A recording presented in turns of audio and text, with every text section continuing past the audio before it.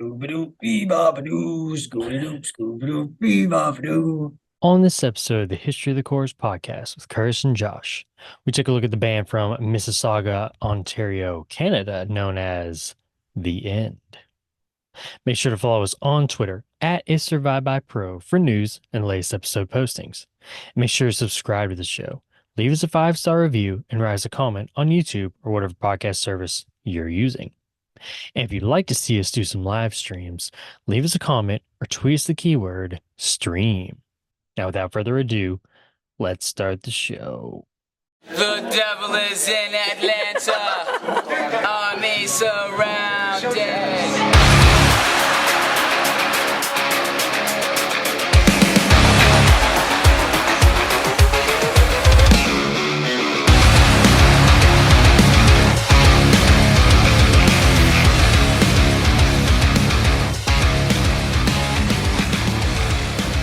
The outside world has its own open sores by our moors, to be sanitized, filthy, unclean. What do they fear? This is their evil this year. Welcome back to the History of the Chorus podcast, sponsored by the Church of Seven Track, where each and every episode we take a look at the history of a band from the core genre. Curtis, with me as always, is my co-host, my buddy. People say my very best friend, Josh. Party on, Josh. Party on, Curtis. What's going on, man? Oh, just soaking up the sun out here. Hopefully you got some sunscreen with you, buddy. On the He's pale right now. By the end of this episode, he'll be burnt red. the tropical side of Dragonstone. Oh my God, here we go again. I think I see a dragon way in the back there.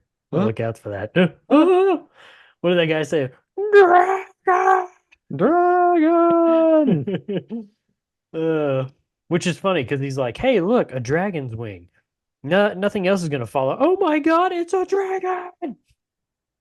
Well, some people say that they saw like what was happening between Aemon and Lysaris. Really? Okay. Yeah. Okay. It'll be interesting. Hey, what are we talking about here, Josh? We're talking about the Throne of the Dragon podcast. Actually, we're talking about the House of the Dragon, from HBO. Brand new episode this past week. It would be episode 4 of season 2. And we got a little preview of that right here, right now. I think you have, okay, let's think about like in our world, you probably have an image in your head of what you think it would be like to see like a nuke go off, but to see it in person and to see like the destruction, I think are two totally different things, Mhm. and I think that's what he's experiencing here. And that's definitely what Jamie was experiencing. He's like, they have dragons, but we can find a way around this. We brought the scorpion with us. Like we'll bring it down with arrows. Like something has to be able to bring these things down. They're not indestructible. Well, and I feel like that's when you get some of the apprehension in not just this show, but then in some of the other, episodes and such with, when we start talking about bringing dragons into battle, it's kind of like, some of these characters, they know what's going to happen if you let loose a dragon, especially a dragon on a dragon. It's like, it's not going to end well. You're going to open up a can of worms. And at the end of the day, it's like, you're not really going to be able to fully control. You can control the dragon, but it's like at certain points, like, especially if they're fighting each other, you're just not really going to be able to control all that in the end, you know? Yeah. And it's just going to be full blown destruction. So, yeah, for sure. Somebody like Cole has no idea what that brings about. Even if they didn't even send, hell, even if Melees didn't show up, with Rhaenys, and it was just Vhagar or if they just let Vhagar and Aemon go to work, you still probably have no idea what the destruction looks like, Right. just the smoke and the ash, especially once you get inside that castle to just like take it over. It's like it's just smoking ash now, bro. Yeah. You know? So Yeah, yeah. it was especially when he goes to grab that guy by the shoulder and realizes that he's Hey. just bones and ash. That reminded me a lot too of the loot train because there's that scene where Jamie's like running towards those guys and they all just get scorched and it's just ash, like they just blow away, you Right. know? If you would like to see the full episode, well, just go check it out. Go look down in the description right now. I've got it linked to the full episode. Alrighty, Josh, let's dive on into this band that we're going to talk about today. Uh, we're taking a raiding party, Josh, up north again. We're not going to stay very long, but we're heading back to Canada. A little mini Canadian invasion. Today we are taking a look at the band known as The End. Have you ever heard of the band known as The End, Josh? I don't think so. Okay. Me either. Uh, trying to remember how I even like stumbled upon them last couple of Well, years, but they have a Zayo kind of sound. yes, yep. Zayo, Unearth, Daughters, Primus. There's a lot of Yeah, different feelings in there, but there's some tracks that yeah, you could tell me that was an old Zayo song, and yeah, I think you could get away with it. yeah, I agree with that. Some of their music is categorized on the genres of mathcore, metalcore, math rock, and even alternative metal. Think they hit the head on that, Josh? Good Yeah, if little. you have any riff, and if you have any riff that sounds like this, doodle-doodle-doop, doodle-doodle-doop, doodle-doodle-doop, you can pretty much guess that it falls into mathcore category, I feel like. Would agree. Their sound, Josh, has been compared to such bands as the Dillinger Escape Plan. I think that would Hmm. be more probably on their first album. Yeah, their But first couple, also, because the yeah, but third one also is starting to get totally away. different. Yeah. Also Neurosis and Discordance Axis. In an article from exclaim.ca, author Chris Gramlich described a scene of what he witnessed on a summer evening in a small town in Ontario, Canada. Did I paint the picture for you, Josh? I can see it. I can see it. I'm there. He said, quote, on a languid Sunday afternoon in the summer of 1999, I saw the future of metal. Not in Boston or New York. It wasn't in Toronto, Philadelphia, or New Jersey, but in the most unexpected of places, Brampton, Ontario. At a tiny Legionnaires' hall called the Irish Center in Brampton's industrial section was where I first witnessed The End. It was the band's second ever show, and by their various band shirts, immature demeanor, and youthful appearance, they could have been any local band borrowing the minivan to play an all ages matinee.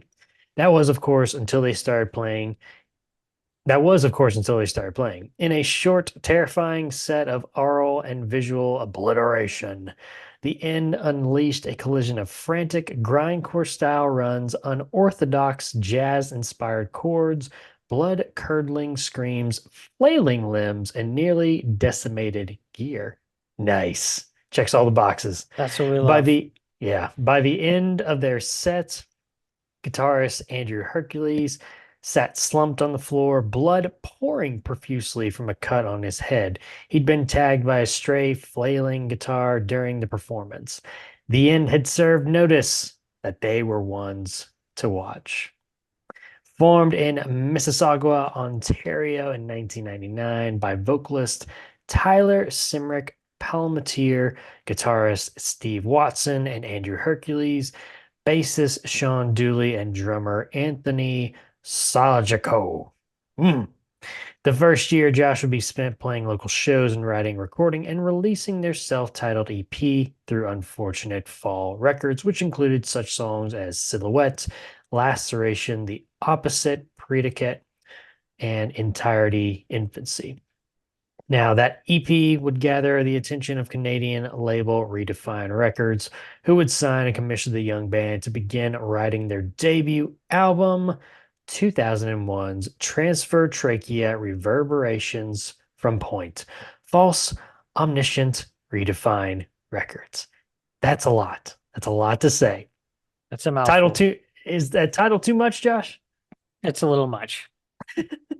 We just kind of trim it down just a little bit. You probably just like stick with transfer Transfer trachea or something. trachea reverberations from point. False omniscient. Yeah, and it's not like okay, so you take a band like Coheed, Right. you've got Good Apollo, I'm Burning Star 4, Volume 1, Fear Through the Eyes of Madness. Um that you're like telling a story, you Yeah, know? but I say it's almost like nothing against Coheed, but like if I see a band that has like a colon in their title of like an album, I'm kind of like, oh boy, here we go. Well, what am I about to get myself into here, man? Yeah, But but this feels almost unnecessary. yeah, it's a little crazy. A little bit nice, kind of clean it Transfer up a little bit. trachea reverberations from point. False. Omniscient. Produced by what? Produced by Greg Dotson and Steve Donahoe. This is the only album for vocalist Tyler Simrick Palmatier. And we'll kind of talk about vocal styles here in just a little bit, but you can definitely tell it feels like because this first album I feel is more directed towards that Dillinger comparison, Yeah. especially musically. And it seems as they kind of go on, they start kind of slowing down just a little bit and get a little more melodical. Hmm. But I wonder how much of Tyler's influence went towards, being more of a Dillinger um, type band. But would be this album, Josh, would be re-released through Relapse Records in 2002, and it actually won the Canadian Independent Music Award for Metal Album of the Year, Josh. Oh. Nice. Placed number 2 on UK's aggressive music magazine Metal Hammer's 10 mathcore albums you must own list, behind only Josh Dillinger Escape Plans, Calculating Infinity, because Okay. nobody can top that. Come on, man. Yeah. That's a classic. Chris Gramlich from Exclaim wrote in his review of the album, quote, fitting that a label with the moniker Redefine has unleashed the debut, Underleashed. unleashed the debut offering from The End. The End takes musical standards and preconceptions and obliterates them in a hail of frantic screams, calculated runs, chaotic freakouts, precision drumming, and potential audience-killing barrages of flailing equipment and band members, recombing the fragmented shards into something unique, jagged, and utterly terrifying. I thought I was going to burp. As advanced and musically proficient as an aggressive band can be without succumbing to overindulgent wank. Nice. A bloody tightrope at the best of times, pretentious oral masturbation at the worst. The End shares allegiances with fellow noise purveyors Candiria, minus the hip hop undercurrent, Discordance Access, and the Dillinger Escape Plan.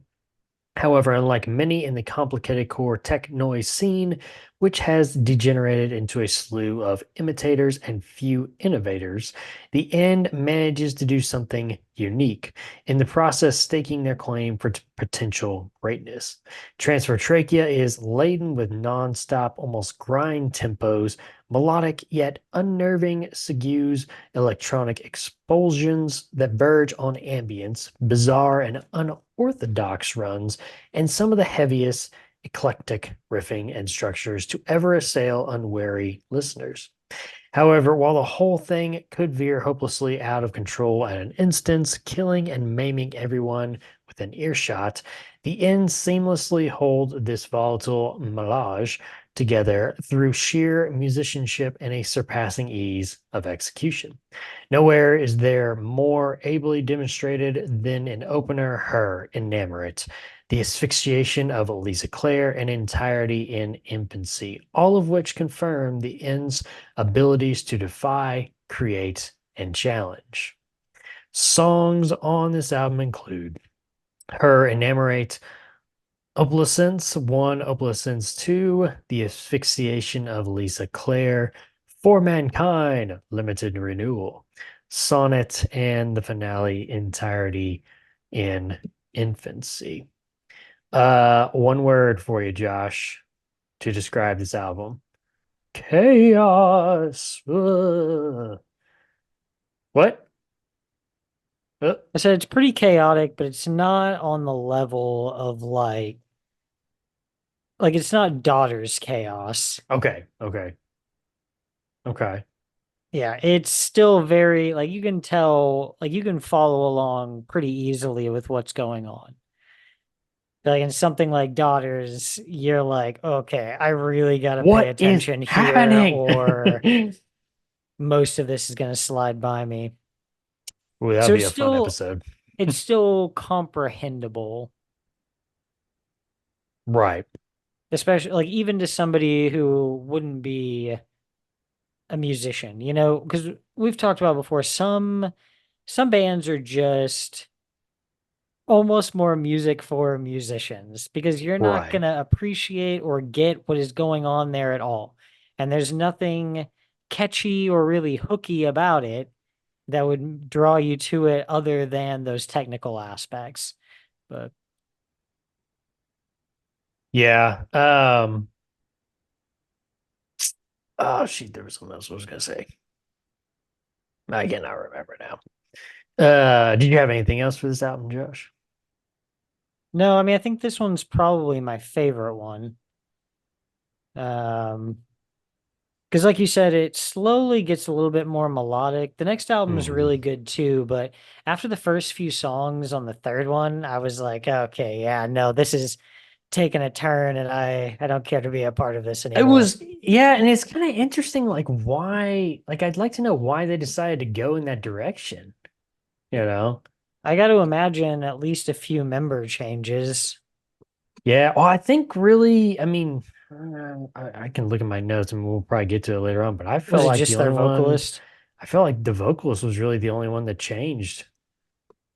Hmm. Yeah, looks like it.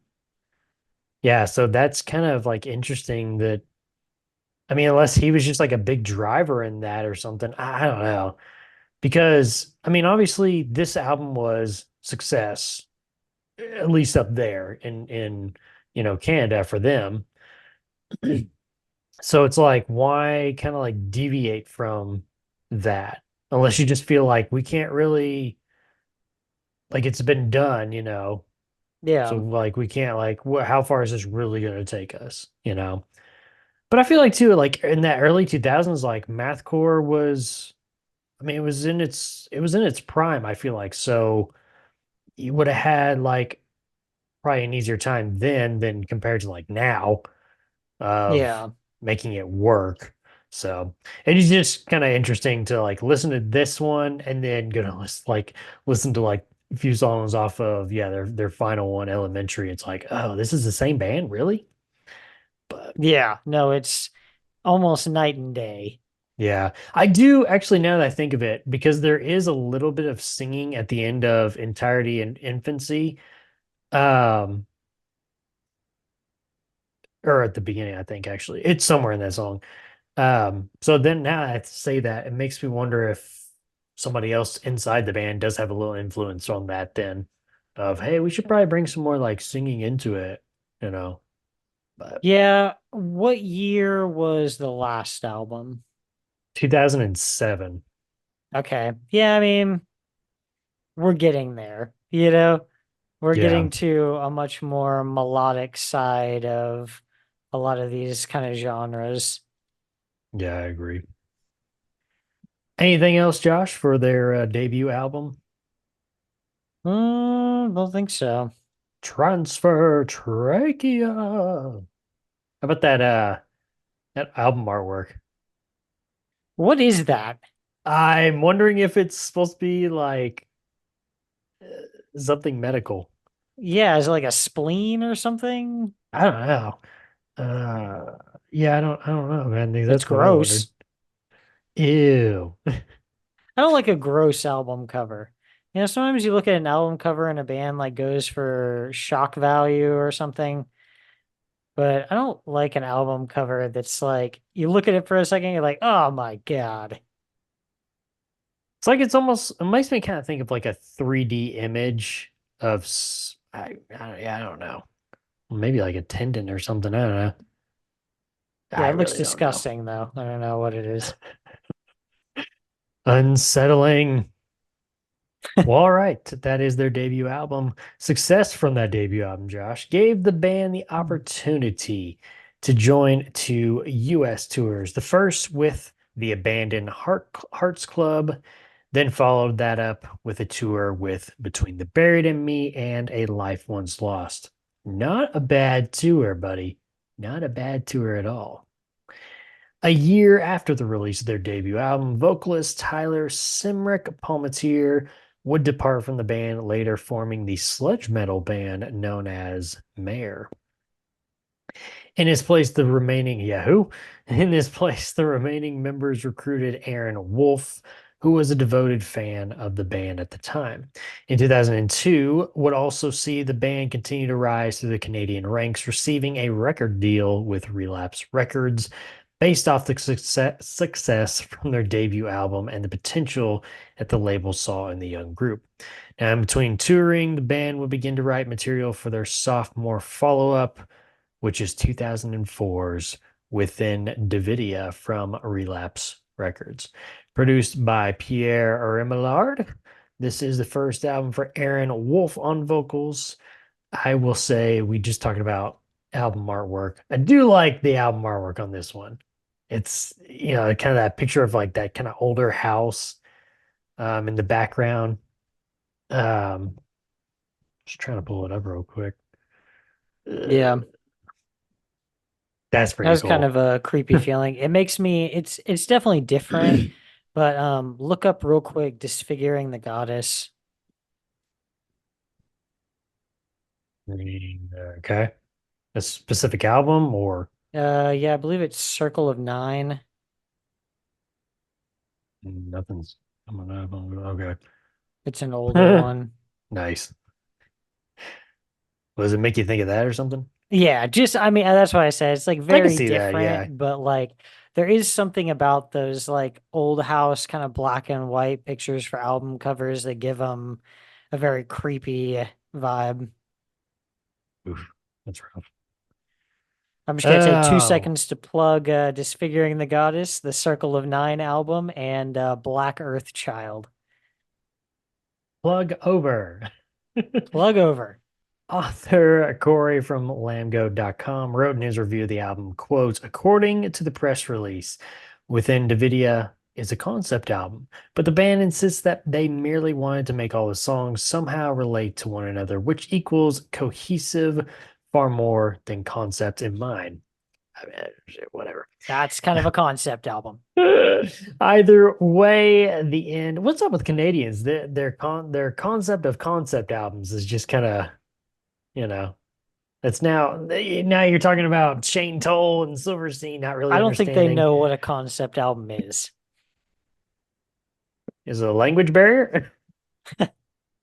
Either way, the end achieved their goal of making an album that stands as a complete work rather than a few standout tracks mingled with filler. This definitely does not mean that the tracks all sound alike. While their general tone and atmosphere are similar, every track on this record stands out from the previous, which was a definitive plus for me. From the beginning of these walls, there is very little about the end to dislike or get used to. Unlike with Unlike many metal vocalists who screams and gurgles great on me, Aaron Wolf's vocal style is impressive at every point on this album, sounding roughly somewhere between Jake Bannon and Anders from In Flames. The drum sound is among the best I have ever heard on a metal album, although at very high volumes, the cymbals sound a bit too tiny. Most of the guitar work and sound on this album, particularly in Fescue, owes a bit of Dying Fetus and Meshuggah, but more often than not, the end manages to create something innovative rather than retread their influences. All in all, there you go. All in all, excellent production by Pierre Rimillard, who's done work with Cryptopsy and Gorguts, helps the end make each individual element stand out on a record that potentially could have sounded like mush. The instrumental interlude, The Sense of Reverence, is essentially a 3-minute drum exercise with guitar flourishes, but it holds my attention, much in the way something similar by Neurosis or Isis might. It leads directly into one of the album's best tracks, the unrelenting descent of elegance. There is an almost melodic quality to the songwriting that amazes me with each listen. Similar to the great metal bands, the end somehow creates cacophony you want to somehow sing along to. The grinding blast beats of Organal and She We Lust lead into one of the most intriguing bass parts I've ever heard in a death metal song, showing once again that the end are achieving something more. Dear Martyr is without a doubt my favorite track on the album, featuring a riff that could be by The Locust, framed in a song that sounds more like Carcass. It might not sound particularly impressive on paper, but in execution, it most definitely is. Another droning drum intro begins orthodox, unparalleled, before yielding to a brief spurt of gut-wrenching metal 4 minutes in. The disc ends with Of Fist and Flame, another track highlighted by the incredible drumming at various mind-numbing speeds. Bottom line, there is no foreseeable reason, in my opinion, to not like this album. It is creative, technically perfect in nearly every way, and most importantly, compelling. This is, without a doubt, the most impressive metal disc that I've heard as of late, and ranks among the best I've heard in the last few years. The End are emerging from the shadow of math and tech giants to prove that they are capable of building on the music of their predecessors. This is the sort of album that should, by all estimations, catapult the End into the ranks of the best metal bands performing today. I am personally in awe of the accomplishment of Within Dividia. Now, this was written in 2004 when the album came out, but I'm going to tell you something, man. It goes out on a limb 3 times saying, what was it? A drum sound was one of the best he's ever heard, or the vocals maybe was one of the best he's ever heard in a metal album. The bass line that he mentions was one of the best he's ever heard in a metal album. And then I guess overall the album maybe best he's ever heard in a metal album. And again, it's like, yeah, like 2004, but it's like, bro, you're like really going out on a limb saying that stuff, you know? Especially for what you get with this album. Like, I enjoy it, but guys, Pantera already happened. Right, exactly. Metallica already happened, you know? Yeah, exactly. Yeah. Songs on this album, real quick. Songs on this album include These Walls, Fescue, The Sense of Reverence, The Sense of Elegance, Organal, and She We Lust, Dear Martyr, Orthodox, Unparalleled, and the finisher of Fist and Flame. Go ahead, Josh. Tell me what you think. I mean, I enjoy this album for what it is. You know, it's a lot like the first. It's that very chaotic, um, kind of mathcore. It feels a little less mathcore on this album than it did the first one. Yeah, toning it down. But I wouldn't make any of those claims that he made. No, I wouldn't either. Like, guys, metal has, like, just straight metal has kind of already come and gone at this point, you know? Right. Yeah. Um, and then now they're gonna make a claim with this. I mean, you got like these guys have 1,400 monthly listeners. This went nowhere. This was like All Canadian. a 4-year span of their lives that they cranked these 3 albums out in, and yeah, I don't know. There's just nothing to back up a statement like that. Yeah. Okay, so we both mentioned sounding kind of Zayo-ish. Are we talking vocally, like the style, or like the music?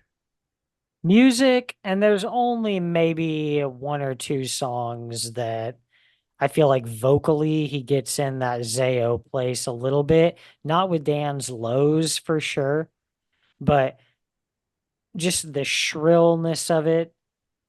I was gonna Um, say more of not even like Dan overall, but like I can't think of his name off the top, but Sean Jonas. He makes me yeah, think kind of his style, especially on this one, on Within Davidia, yeah, that kind of shrillness. It makes me think of that, and I think some of the riffs too at times, kind of like I could see, first two albums of Zayo.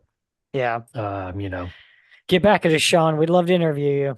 yeah, come on, Sean. I know you're out there, buddy. I know you're watching. You I know tell you're me all listening. about that album that still hasn't come out. Yeah, I'm waiting. Still waiting for a notification on Spotify. Brand new song. We'll see. The other comparison I was gonna say for Aaron here was at times his vocals kind of come off bitey to me, and it made me think of Robert Meadows from A Life Once Lost, kind of. Do you see that too? Mm-hmm. Okay. Mm-hmm. Mm-hmm. No, this drink is so good. Yeah, for sure. Okay. Yeah, I want to make sure I wasn't the There's only a one. lot of different elements of the times, you know. Right. Yes. Yeah. There's some influences bleeding through for sure. There it is. Not Ah. anything from bleeding through, but No, no, not the band, yeah, just no, the I know. phrase. Another successful album brought tour extensively across their home country of Canada with the Abandoned Hearts Club. Once again, now, after more touring, the band would begin work on what would end up being their final album as a band, 2007's Elementary from Relapse Records. Produced once again by Greg Dawson, the album's sound is unlike their previous releases as it features partially sung vocals and a far more regular song structure compared to their Dillinger-esque time signatures. Real quick before I read this review, because we've already talked about the other two album artworks. What is going on with this album artwork, Josh? It's a pyramid. Yeah, it looks like it's rising up in the middle of a bunch of buildings. Really? Okay. I don't like pyramid artwork either. Born of Osiris really overdid it. Yeah. And yeah, I don't care for all the pyramid stuff. Like, I don't give a shit. It's kind of I know a lot of overdone. people like really see the pyramids as like this crazy, like big mystery and all this stuff, but I just could not give less of a shit about like pyramids and stuff like that. It's a pyramid. So what? Hmm. Now I kind of wondered if there's supposed to be some type of like uh correlation with the album title, like elementary pyramids. What? Mm, It's deep, Josh. It's avant-garde. We just don't understand it. yeah, Too I don't know. simple-minded. Ben Connolly of punknews.org wrote in his review of the album, quote, "For a long time, The End stood as Canada's answer to Dillinger Escape Plan. The band's first full-length 2004's Within Davidia was a tech metal powerhouse and was a great example of how bringing a new vocalist on board doesn't have to spell the end for a band. Badooch. Those looking for a logical follow-up to Within Davidia should probably consider looking elsewhere. With Elementary, the end has taken a turn drastic enough to warrant taking on a new name. This guy knows us. He must be in our circle, man. He understands. He Uh, understands us. he understands us, man. The only real similarity with 2004 is the end, and that of present day is that of excellent musicianship. But while Elementary may not be what people might have expected, it would be a shame for anyone to dismiss this album simply because it incorporates a little more diversity into the mix. Anyone who refuses to give the album a fair shake, Josh, is only doing a great disservice to themselves. There's still a clear element of chaos with the End's new sound, although this time around it relies less on technical wizardry and more on a well defined sense of doom, and more importantly, on Aaron Wolf's newly displayed vocal range. Unlike on previous efforts, Wolf actually sings this time around. While within Davidia showcased Wolf, who was making his first record appearance with the band, as someone who could match their previous vocalist blood curdling scream for a blood curdling scream, Elementary allows him to grow exponentially in his role. On songs such as Animal, Wolf revisits the band's old sound, as do the rest of the band. It's nice that the elements of their sound that helped earn them the word math thrown into the vocabulary that used to be employed in describing them still show up from time to time, while at times the end might sound a little too mainstream, metal, or heavy rock for the punk connoisseur, especially on Throwing Rocks, which sounds an awful which sounds an awful lot like Tool. It's great to see the band firmly establishing themselves as their own entity. I'm not going to lie to you, a lot of punk purists are going to be turned off by Elementary, Boner Down. And that's fair. However, the band's newest endeavor here will likely see them swell well beyond their established fan base, which is a good thing because the songs on it are simply massive. Wrong, you're wrong, because they end up breaking up. Songs on this album include Dangerous, The Never Ever Aftermath, Animals, The Moth and I, Throwing Stones, which was actually featured on The Hills Have Eyes 2 soundtrack, Josh. Ooh. My Abyss, a little nod to future Zayo here, maybe. Awake? Question mark. A Fell Wind, In Distress, and the finale, and Always. I don't know why I thought of this. Maybe just because you looked up, but I forgot to tell you earlier. There's a big spider web on your fan, like where the chains are at. Oh man. Oh Anyway, yeah. yeah. Anyway, um. Oh man. Okay, what was I gonna say? Okay, yeah. Totally different band. The reviewer said it too. Totally different band here. We're easily in the territory of all right, scratch the last band, let's start over. Let's do something new. Okay, let's figure out a new name. Let's start all over. Because I feel like that's where we're at. I don't hate any of these three albums. But again, I said at the beginning of the episode, I'm just kind of wondering like why go so far away from where you started, you know, Yeah. especially with just I mean, one member change. that's what made you, you know? Yeah, exactly. That's what puts you on the map. So much clean vocals on this album, man. And he's okay as a clean vocalist, singing, but eh. Um, okay, so I'm gonna give you kind of an interesting comparison here for this album and the sound. See what you think. I caught myself like thinking of Norma Jean's Annie Mother album when I was listening to this album. Could you Anti-Mother? see, yeah, could you see some comparisons there maybe? In what way? I don't know. I think like musically, maybe some like production a little bit. Because Annie Mother has kind of an interesting sound overall, unlike their other albums. I feel Yeah. like they kind of kept it like really like not like raw, but it just kind of feels like there's not a whole lot done to it. It feels a little hollow at times. And I listened to this one. I don't know. There's something about it that just kind of drew me to Norma Jean's Annie Mother album. Okay. So I don't know. You might go back and listen to that and Yeah, keep it's that in been a mind. while See what on you that think. one. Naturally, I had to go listen to Norma Jean's Annie Mother after that, but Of course. uh, of course, What were you get supposed it out to of my do? head, You man. know? Yeah. Um, what? Hmm, hmm, hmm. How about that finisher, Josh? Like a 5, 6, 7 minute chilled out acoustic. 9 minute. Sorry, 9 minutes, 18 seconds. 9 minutes, 18 seconds. Good Lord, man.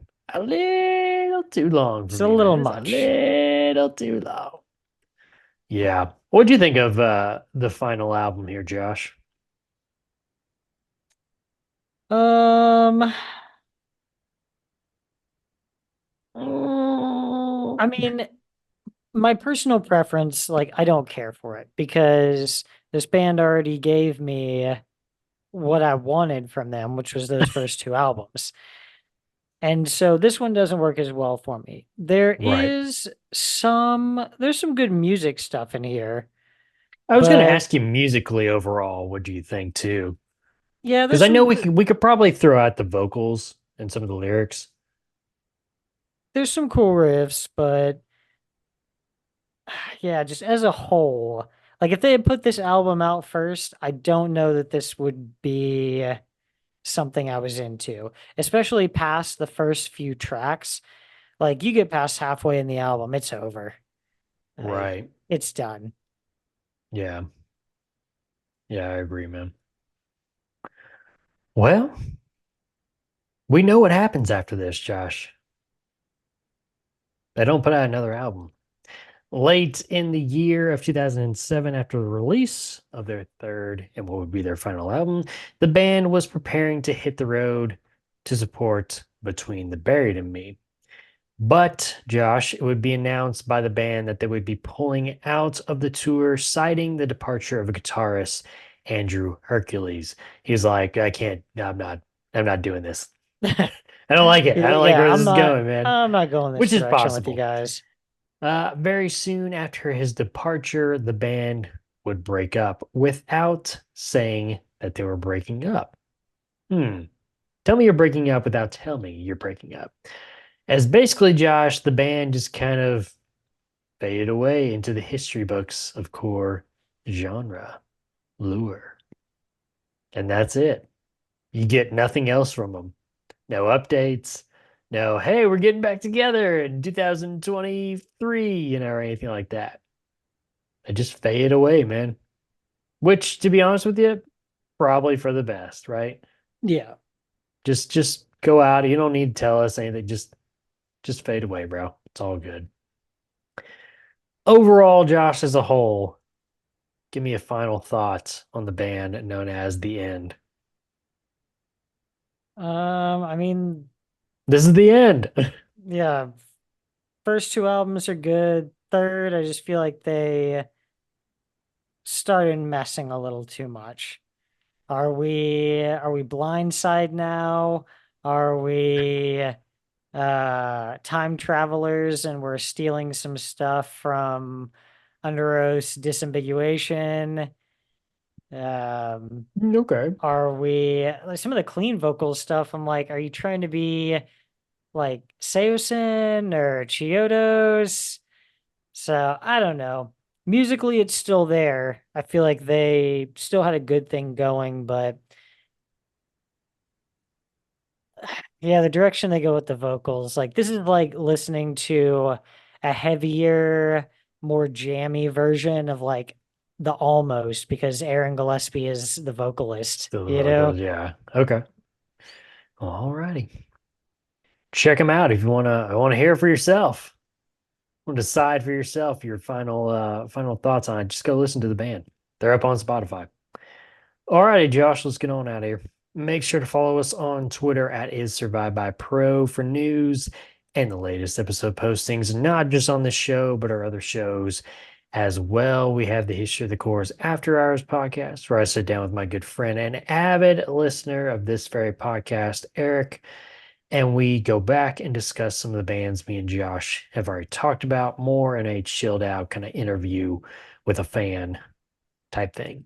We also have the Red Right Hand podcast, which has covered all 6 seasons and soon to be a movie of Netflix slash hit or slash BBC hit show, The Peaky Blinders. And we also have, drumroll please, the Throne of the Dragon podcast, which so far has covered season 1, currently covering season 2 of HBO's Two. House I'm of live on location. the dragon. Josh is live on location during the season. Oh God. On the nicer side of Dragonstone, where all the vegetation is still growing because the This is dragons the haven't side made it where over there yet. Yeah, this is the side where the resort is. Where the other resort. Yeah, Sandals Dragonstone. Oh my God. Oh boy. So yeah, make sure to check that out because we are currently in the middle of our season right now. Also, while you're on Twitter, make sure to follow my co-host at Joshua Lynn Gary. Look, he's right there below him. Make sure to leave us a 5-star review and write us a comment on whatever podcast service you're using. And if you want to listen to us and see our smiling faces, head on over to our YouTube page. Just search Is Survived by Productions. That'll have every episode from all of our shows. Subscribe to the channel. Thumbs up the video. There we go. There's the thumb. The big old thumb. Alrighty, until the next episode where we're talking about the band from Arkansas known as S.O. Charis. We'll see ya.